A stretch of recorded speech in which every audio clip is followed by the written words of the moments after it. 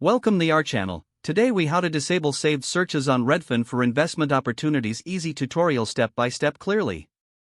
To disable saved searches on Redfin, start by opening the Redfin website. Log into your account using your username and password. Once logged in, navigate to the top right corner of the page. Click on your profile icon to access your account settings. From the drop-down menu, select Saved Searches. You will see a list of all your saved searches. Identify the search you want to disable. Click on the three-dot menu next to the search listing. Choose the option labeled Delete or Remove. Confirm the deletion in the prompt that appears on your screen. After removing the search, it will no longer appear in your saved searches. If you need to disable more searches, repeat the process for each one. Once finished, you can return to browsing listings without saved searches cluttering your view. That's it. You've successfully disabled saved searches on Redfin. If the page does not load, refresh the browser or try again in a private or incognito window. Make sure you are using the correct email address, then retype it carefully to avoid small typos.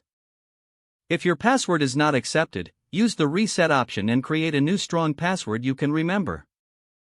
Check your spam folder for verification or security emails, then complete any requested confirmation steps. Enable two-factor authentication if available to improve account security and reduce unauthorized access risk.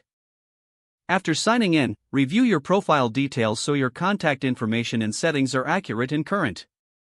If you see an error message, note it down and try again after restarting your device and internet connection.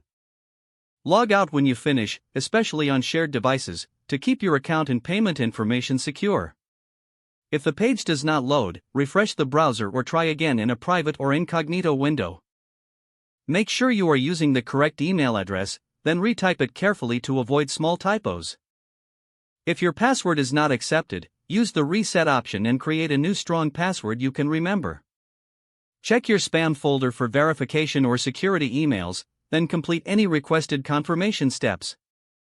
Enable two-factor authentication if available to improve account security and reduce unauthorized access risk. After signing in, review your profile details so your contact information and settings are accurate and current. If you see an error message, note it down and try again after restarting your device and internet connection. Don't forget to like this video and subscribe to our channel for more step-by-step tech guides.